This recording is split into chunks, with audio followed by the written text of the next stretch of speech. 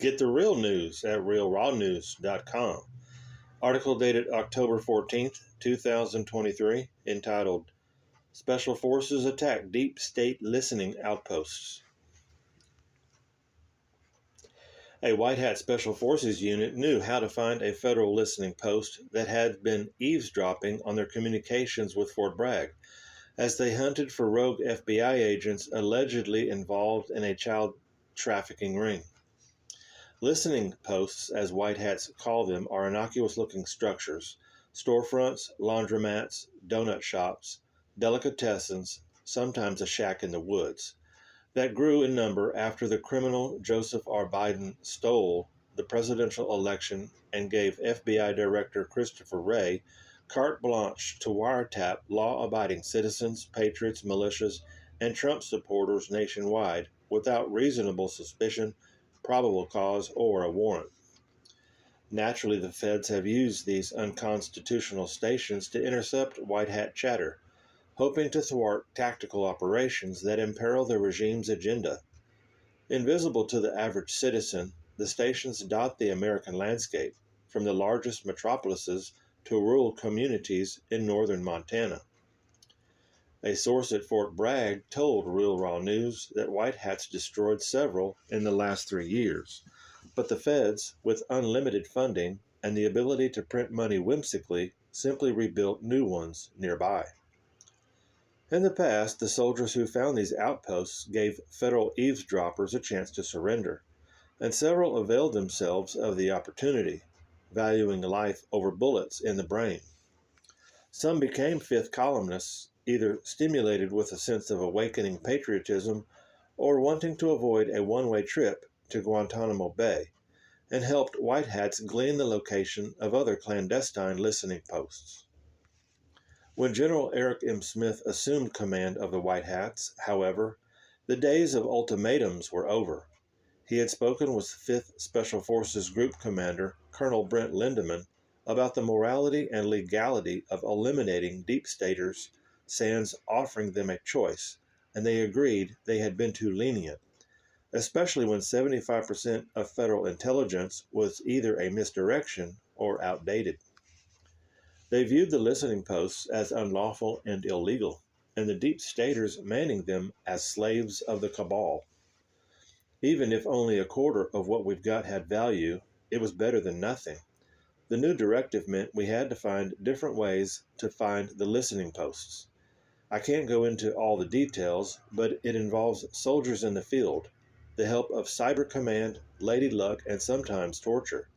No one likes it or doing it. It's unspeakable. But if it helps save children or catching pedos, we'll do what we must, the source said. In early August, a Special Forces unit was in northern Montana, pursuing 4 feds suspected of trafficking children across the border and into Canada. Intel suggested the evildoers routinely kidnapped children in Glacier National Park and boated them across Upper Waterton Lake, which straddles the border. While traversing rugged terrain near Red Rock Point on the western side of Glacier, the Special Forces unit stumbled into an ambush and was surrounded by 8 unknown assailants armed with automatic weapons. Despite being surprised, Special Forces turned the tables and killed the attackers, none of whom carried identification. They did have radios, over which a clear voice requested a status update.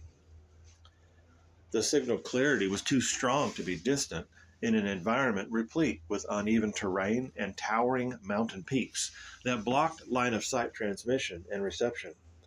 Also, the odds of randomly walking into an ambush were infinitesimally small given the absolute breadth of the northern Rockies and the thousands of miles of hiking trails connecting its myriad peaks, lakes, rivers, and streams.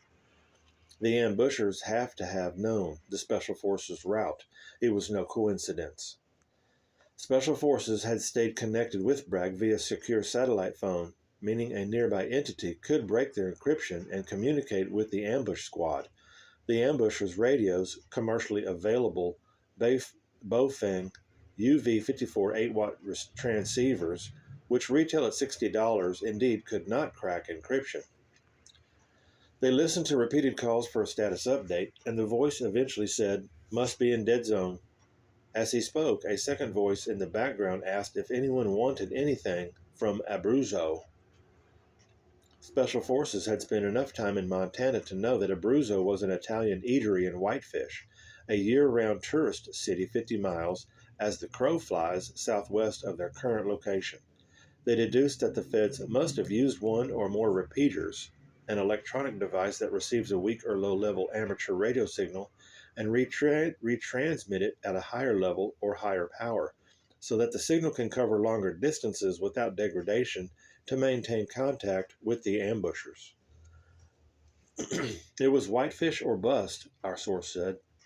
Special Forces maintained radio silence because they knew the enemy was listening, and they figured since the guys who tried to jump them didn't report in or back, any deep state in Whitefish probably thought their ambush went haywire and packed up shop.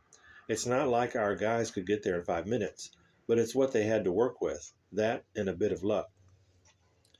The two conspicuously dressed FBI agents standing outside a fish and tackle shop with a 35-foot tall antenna array jutting from the roof never knew what hit them. Special Forces shot them dead where they stood. A placard on the steel door, odd for a fishing shop, read, "Closed for renovations," and the windows had been boarded up as if to withstand a hurricane. They blew open the door with an explosive charge, entered the building, and shot dead a Fed dressed in a t-shirt and khaki shorts. There was no fishing gear, no rods, reels, or bait, not even a single lure. There were thigh-high radio and computer racks, a firearm safe on the floor, and another steel door that led to a back room. Once inside, they saw two Feds cowering behind a desk. Both were shot dead point blank. They had not been given a chance to surrender. Bang, bang. Special Forces demolished the equipment and withdrew. Our source said they eventually found and dealt with the kidnappers and rescued 3 children who would have been sold and enslaved. As long as we know there are Feds out there aiding and abetting these slavers or doing it themselves, they and their illegal outposts are valid targets. No mercy. Those kids wouldn't have gotten any mercy. For a long time, the deep state has had this aura of invincibility. Well, they're not invincible. Not from us, our source said. He added that white hats have improved their communications encryption since the incident. The article can be found at realrawnews.com.